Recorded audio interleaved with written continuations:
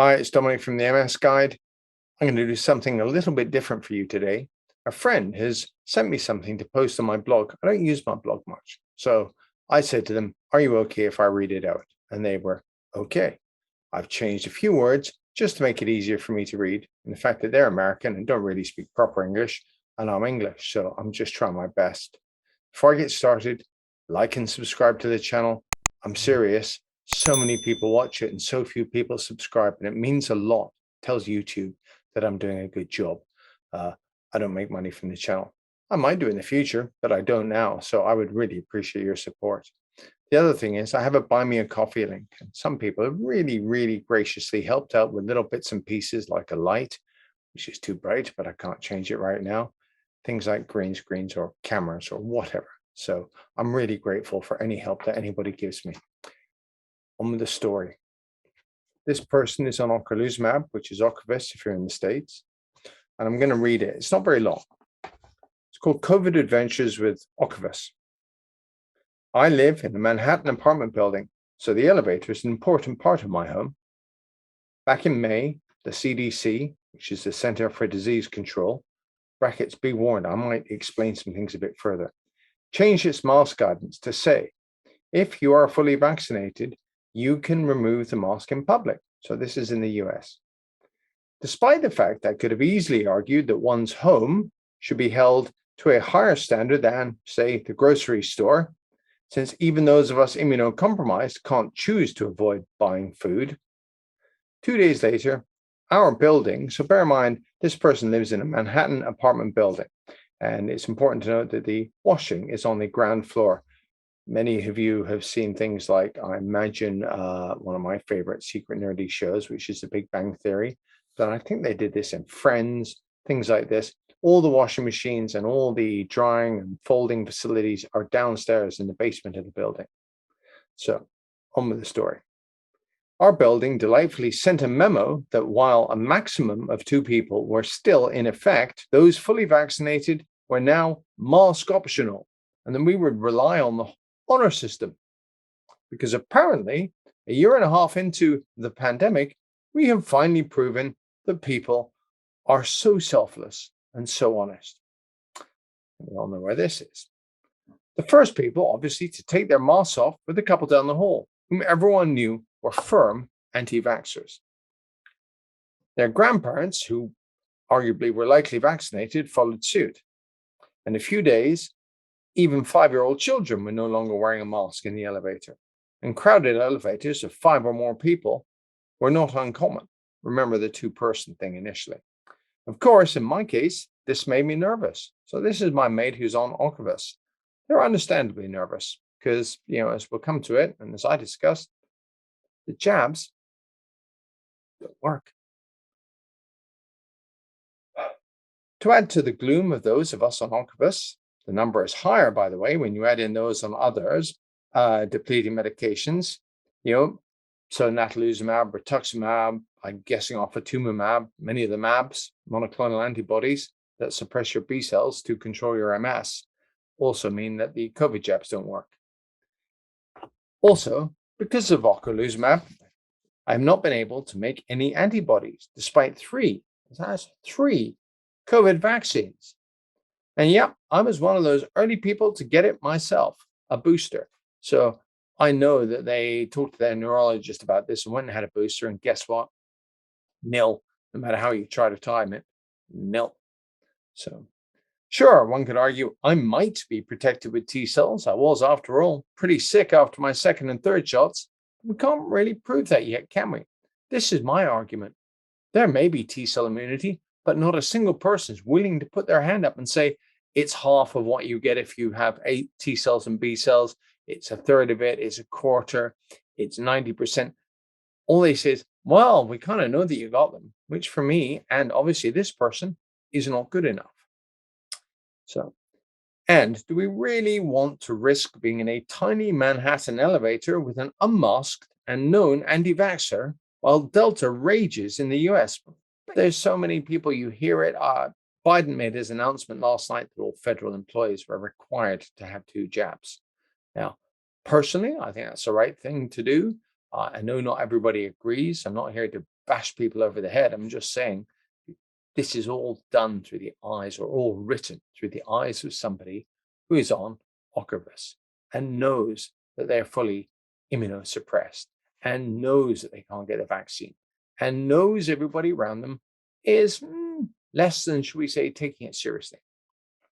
So if we really have nothing to worry about, after all, why are the governments everywhere scrambling to get booster shots into people like us? Who knows? Anyway, in comes humanity.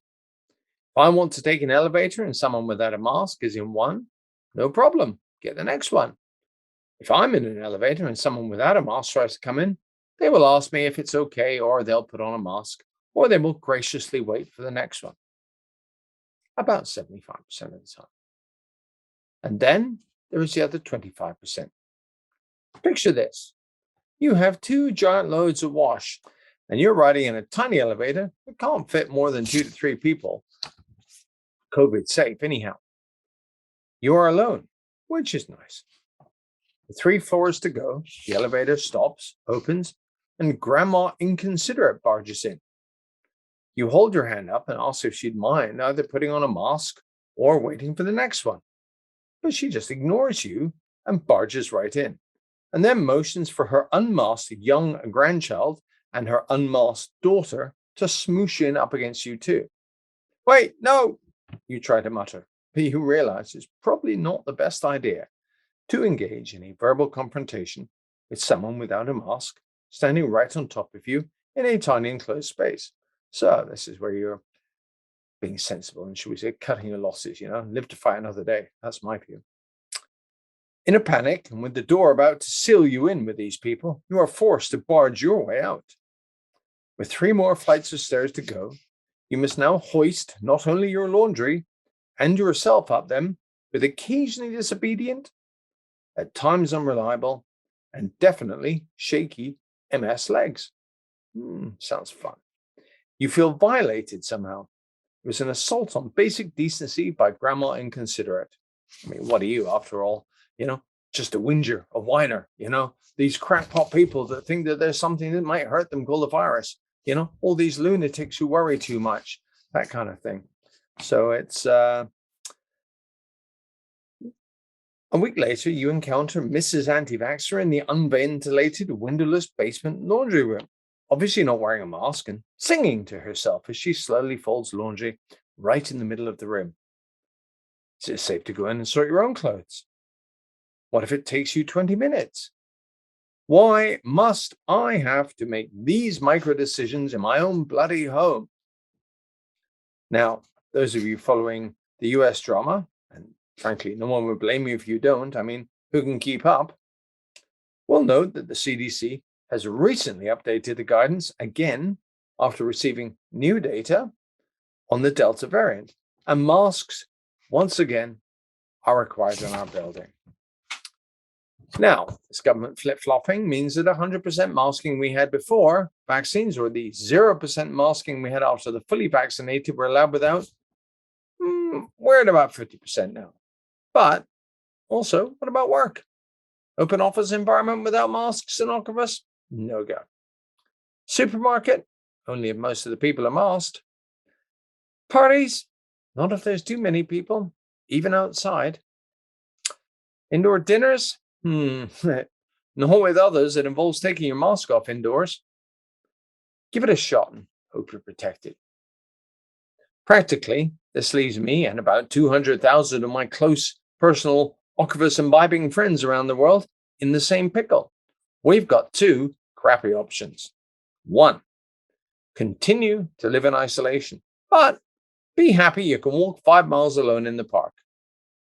2, switch to another treatment, despite the fact that this one has been working brilliantly, and be able to see others, but risk the ability to walk 5 miles in a park in the future because you've been forced to treat your MS with underpowered drugs so that you can have a COVID jab.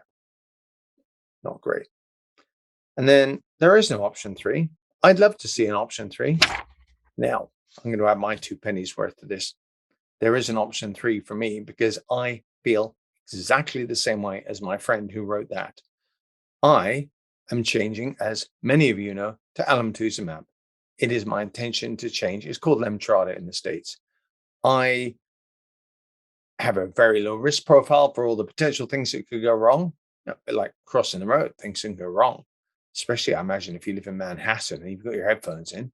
Anyhow, I just think that reflects the mental torment. I want to change drugs. I don't want that mental torment. I don't want to look at everybody like a loaded gun in the future and wonder if the safety's on, the safety's off. What about me? I know that I have no ability to protect myself until I change medications to one that allows me eventually to take the vaccine. So I really, really wish that people would bear in mind the, I don't want to overstate it, but the inner turmoil, constant little micro battles, as they call it, every day in, day out. You're trying to protect yourself. You don't want to rely on wishful thinking. Anyway, it's a happier day. I'm going to go climbing later, I think. Climbing's pretty awesome.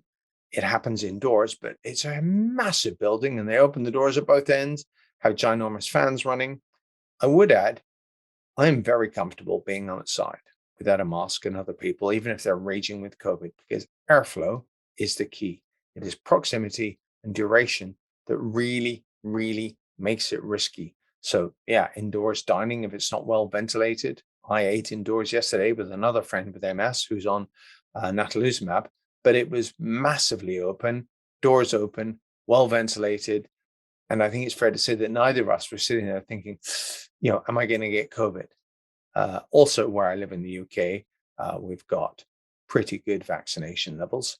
And that kind of makes me happier, but it's not good enough against the Delta variant because bizarrely to get, herd immunity, you need more people vaccinated even than we've managed in the UK. So again, urge people to get the vaccines. If it's ignorance and misunderstanding, that's fine. I always bear in mind that 5% of people will just never do what you ask them to do. They will always do the opposite because they're just contrarian, bloody minded. So again, another reason that I just want to change and get myself protected, because hoping against hope that those 5% are going to suddenly change their view, I think is a complete whistling in the wind exercise. So anyhow, have a lovely day. Thanks for watching the channel. I really do appreciate it. And hey, if you want to come on, I will do my best. This is by an MSer for other MSers. So you take care, folks. Bye-bye.